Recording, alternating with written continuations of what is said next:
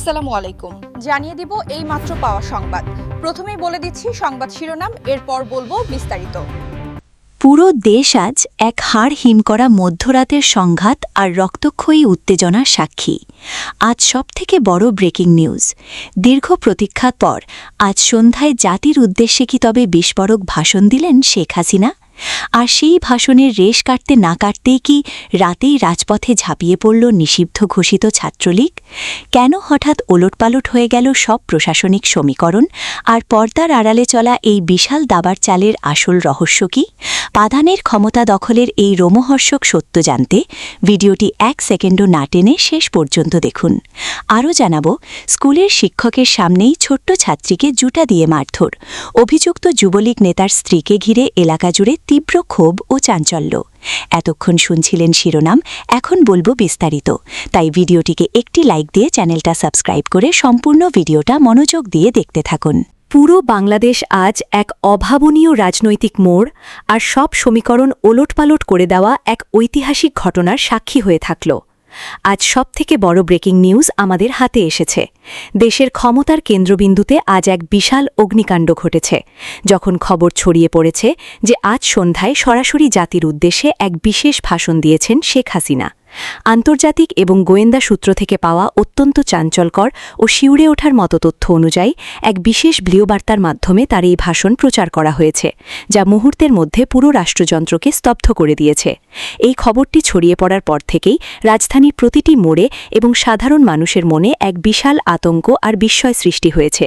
কিন্তু সবথেকে বড় ধামাকা আর আসল রোমাঞ্চকর খবর হল, ভাষণের পরপরই মাঠের পরিস্থিতির আমূল পরিবর্তন। রাজনৈতিক বিশ্লেষকরা বলছেন, শেখ হাসিনার সেই বিশেষ বার্তা পাওয়ার সাথে সাথেই রাতেই রাজপথের দখল নিতে ঝাঁপিয়ে পড়েছে নিষিদ্ধ ঘোষিত ছাত্রলীগের নেতাকর্মীরা। খবর পাওয়া যাচ্ছে যে রাজধানীর গুরুত্বপূর্ণ পয়েন্টগুলোতে ছাত্রলীগের ঝোড়ো মিছিলে এক উত্তপ্ত পরিস্থিতির সৃষ্টি হয়েছে, যা দেশের বর্তমান স্থিতিশীলতাকে এক চরম অনিশ্চয়তার দিকে ঠেলে দিয়েছে। হঠাৎ করে এই নাটকীয় পরিবর্তন এবং রাজপথে এমন শক্তি প্রদর্শন পুরো দক্ষিণ এশিয়ায় এক বিশাল তোলপাড় সৃষ্টি করেছে। এই রহস্যময় পট পরিবর্তন আর শেখ হাসিনার সেই গোপন ভাষণের নেপথ্যে আসলে কোন ভয়ঙ্কর ও রোমহর্ষক সত্য লুকিয়ে আছে, আজ তার সব গোপন তথ্য আপনাদের সামনে সরাসরি উন্মোচন করব।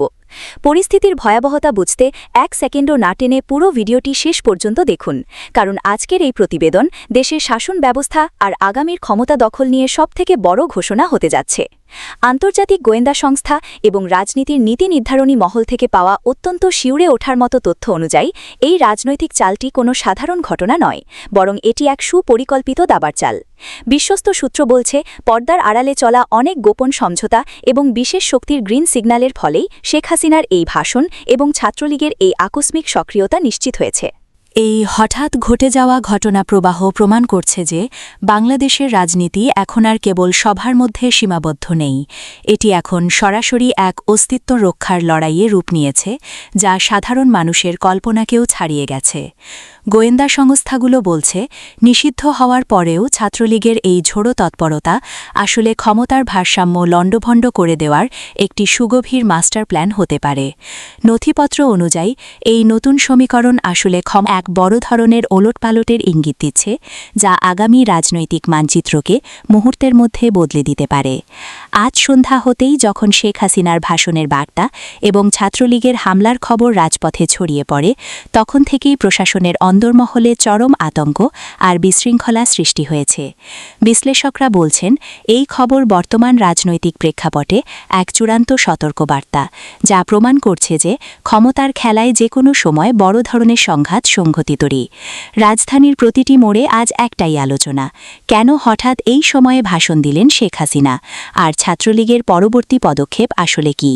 প্রশাসনের অন্দরমহলে কান পাতলে শোনা যাচ্ছে, এই বিশাল পরিবর্তনের খবর পাওয়ার পর থেকে অনেক উচ্চপদস্থ কর্মকর্তা এখন তড়িঘড়ি করে তাদের ভবিষ্যৎ অবস্থান পরিবর্তন করার কথা ভাবছেন।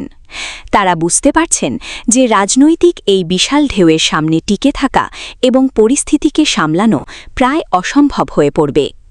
শেখ হাসিনার এই ভাষণ আর ছাত্রলীগের এই নতুন উত্থানের নেপথ্যে সব অন্ধকার সত্য আজ জাতির সামনে উন্মোচিত হল।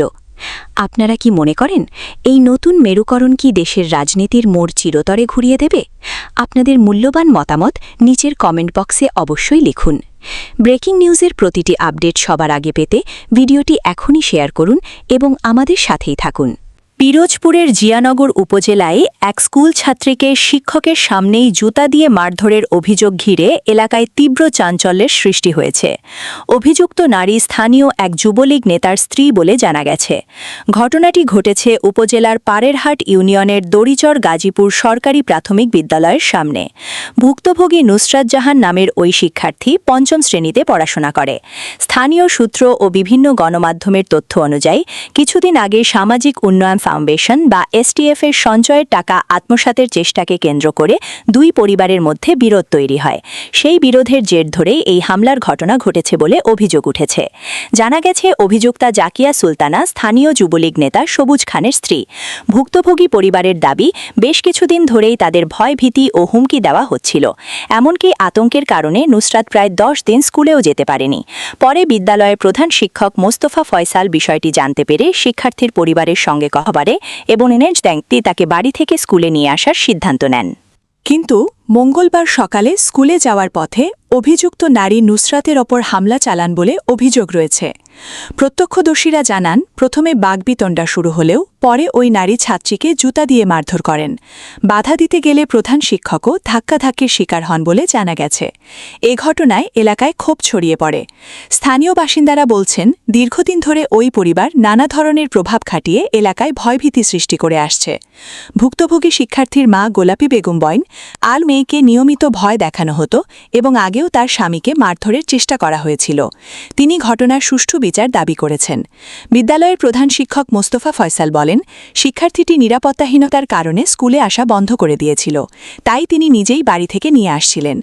কিন্তু স্কুলের কাছাকাছি পৌঁছানোর পর ওই নারী ছাত্রীকে মারধর করেন। তিনি এই ঘটনার দৃষ্টান্তমূলক শাস্তি দাবি করেন। অন্যদিকে অভিযুক্ত জাকিয়া সুলতানা ও তার স্বামী পূর্বের বিরোধের কথা স্বীকার করলেও জুতা দিয়ে মারধরের অভিযোগ অস্বীকার করেছেন। তবে স্থানীয়দের অভিযোগ, প্রভাব খাটিয়ে বিষয়টি ধামাচাপা দেওয়ার চেষ্টা চলছে। এ ঘটনায় জিয়ানগর থানায় লিখিত অভিযোগ দায়ের করা হয়েছে। থানার ওসি জানিয়েছেন, ঘটনাস্থল পরিদর্শন করা হয়েছে এবং তদন্ত শেষে আইনগত ব্যবস্থা নেওয়া হবে। শিশু শিক্ষার্থীর উপর প্রকাশ্যে এমন হামলার ঘটনায় সামাজিক যোগাযোগ মাধ্যমেও ব্যাপক আলোচনা ও সমালোচনা চলছে। অনেকেই বলছেন, শিক্ষকের সামনেই যদি একটি শিশুর নিরাপত্তা না থাকে, তাহলে সাধারণ মানুষ কোথায় নিরাপদ থাকবে?